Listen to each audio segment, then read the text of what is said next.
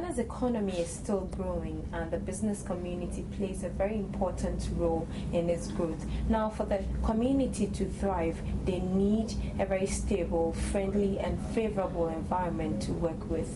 2013 has just passed, and we want to find out how easy it was for businessmen and women to do business. I'm here at the Ghana Chamber of Commerce and Industry. I'll be speaking to the President, Dr. Sete Jeba, to tell us his assessment of last year and his outlook for this year. You're very welcome to Business Live, sir.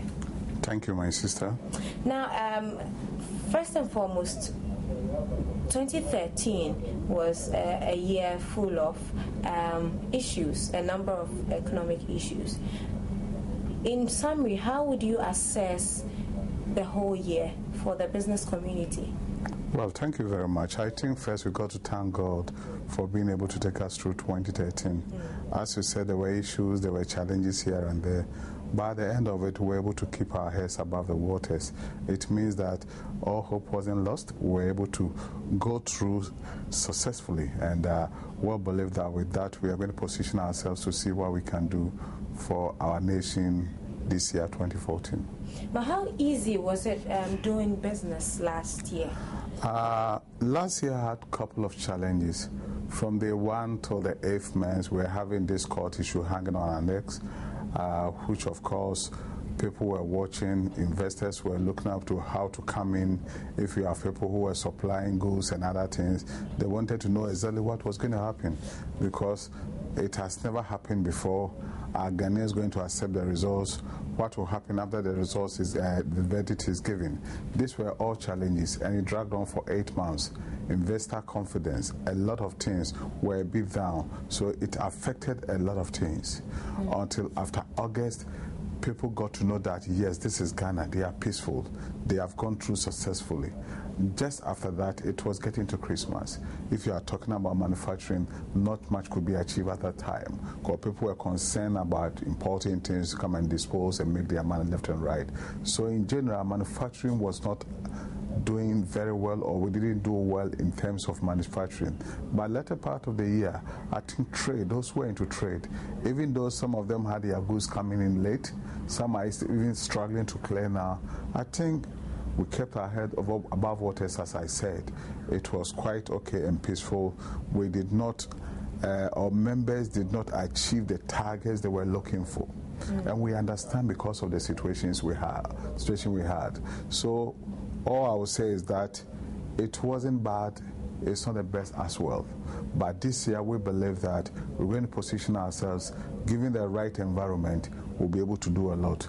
Ghana is a destination. The case has shown to the world that we are very peaceful, we love our nation, and we always move forward. Now, bureaucracies in registering businesses always come up as a challenge for you. How was that last year? I can say there has been a very drastic improvement into that. Ghana now, we are right on top there. If you take Africa continent as a whole, we are doing very well. Businesses are registered within maximum of 5 days in Ghana, which I'm proud of, and it is happening. Really? Yeah. I see. I hear a lot of businessmen really complain about this. I don't know if it's for some particular businesses that it's so easy for them to register their businesses and also at the ports to clear their goods and all of that. Well, there are a lot of things involved with clearing of goods here and there at the port. Normally when the goods are shipped, you are supposed to have a pro forma invoice. With a pro forma invoice, you got to go to the inspection companies so that they start working on the values before the vessel even gets to Ghana. Unfortunately, most people submit their bill of ladings and invoices when the vessel is already in Ghana. But if you had given it ahead of time, processes could take about 2 weeks to get all these things through. So by the time the vessel is in Ghana, you have your certificate to be able to go and clear your goods. Most people will wait till the container is here, get a pro forma invoice or the actual invoice, and add a bill of lading and go there to be rushing through things. When it happens that way, it's a challenge. I think even though things delay because of scanning and other logistic problems at the port. Still, some of the problem comes from the importers who fail to go through the normal procedures, and they want to do that at the last minute, and that affects a lot of things and delay the goods and create a lot of demurrage for them to pay. Yes, there are challenges at the port. We can't deny that. A lot of containers are stuck there. We have few scanners. I think we discussed this with authorities. Some 2 new more scanners have been purchased. So we are hoping that this year things are going to improve and the ease of clearing will be better than it was last year. Apart from that, we should also know that a lot of the landlord countries are dependent on Ghana, Burkina Faso, Niger, and other places to get their containers through. And we should be able to balance the two to make sure that we serve them and still serve our people. Yes, there are challenges. I think things are going well. A lot of structures have been in place. I'm saying that because I'm privileged to be on the Kapuha board. So I know structures put in place to address most of the issues this year. And I can assure people that clearing is going to be smoother and faster this year because a lot of structures have been put in place for them. No, that's pretty good news. But let's still stay on last year. Looking at government's fiscal deficit, government was trying to address it in a way by introducing more taxes. How did that come through to affect the business community with the unexpected taxes? With the business community, business thrives when we're able to reduce the cost of doing business. But when we are adding on to the cost of doing business, definitely we are crippling in a way businesses. So when government is introducing taxes, government should find a way to cushion the business community to be able to work efficiently, to be able to pay taxes. But those were the challenges that we're having. The cost of borrowing. Government is competing with the business people on the same market. The cost of borrowing is around 32-38%. So if you are borrowing along that line, how do you manage your business and get profit to pay tax on it? When the taxes are too much or too many taxes to be paid, then the business may also think of finding other ways to cut things, and doesn't help us in any way. So if you look at the cost of borrowing, it's not the only thing. Cost of fuel, electricity, water, all these things went up drastically in the year 2013. We need to work and transport goods from A to Z and other things. Infrastructural challenges. A distance of 1.5 hours from here to my village in Koko, I do it for about 2.5 hours because of the road network, the way it is. So if government had worked on it, I'll use less fuel, less time to be there. And if I'm transporting raw materials from Koko to Accra, I'll use less time, less fuel, and transport costs will definitely go down. So there are a lot of things that weighed against us. We are trusting God that this year, government will put a lot of measures to be able to help us to reduce the cost of doing business. Businesses thrive when they're able to make more profit. Out of the profit, they do expansion of businesses. And expansion of business goes with employment. So if we are not able to expand the businesses, we can't employ anybody. And we know the number of students that are coming out every year. It's quite a big number, but government cannot absorb them. How many people is government employing? About 600,000 out of 25 million. It's the private sector that has to absorb the rest. And the private sector should be supported, should be cushioned in a way to be able to expand their businesses and be able to absorb the people. When you talk about government helping the private sector to expand their business, people think, oh, but they are making their own money. They are making their own money, but they are absorbing the people from the economy to give them a lot of livelihood, some form of livelihood. These are the people who are paying the taxes. And out of taxes, we're able to do a lot of things. So for the businessman, yes, you are helping the person to expand his business by still giving back to the economy, to the people, to government. So I think there's time for us to realize that the private sector should be supported in a way. We're thinking about 2 years ago about the industrial zone concept, where government can help the industrial zones to be developed, then private sector, industry can go there. You don't need to go and build your own road. Now, if I want to build a factory at somewhere like Bureaucracy, I have to make sure I get through to wherever I'm putting that structure. I have to make sure I get light there myself, water there myself, telephone there myself. All these things add up to the cost of doing business. So if there were an industrial zone, you go there, government tells you that 1 acre is A amount, you pay, all services are there. Then really you can do business and have your peace of mind. You are not going to litigate about land. You see, and as of today, this concept is still on the drawing board. We haven't seen action on the ground. We want to see this action. We want to see that government is pushing faster than that, and we see them starting something concrete. When we do that, it's not only Ghanaians. Foreigners who have confidence in Ghana or want to come to Ghana will come to the industrial zone and do some investment and create more jobs for our people. After this court case, Ghana is so high there that you cannot understand. You move out there and Ghana, people stand up for Ghana. Why don't we take advantage of that to put the structures for people to come in to invest here? So that our people will get jobs, will get wealth, will be able to make sure that we are living decently. You see, so government has to do all that it takes to let people come in so that we can take advantage of the goodwill that we have today. If we don't take advantage and get people in to invest and make sure we are able to expand our businesses, a time will come we'll lose it.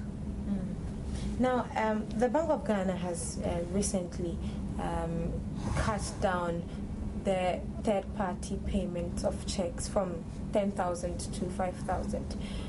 I want to know, for the business community, how does this come across to you?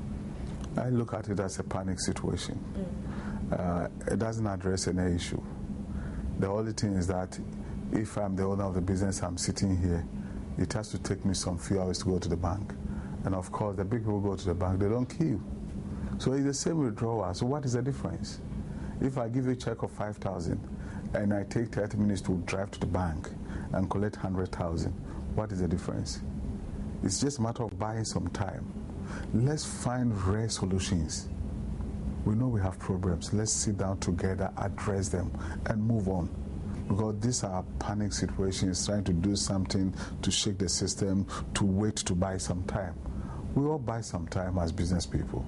So I think this, yes, is buying some time, but it doesn't address any issue.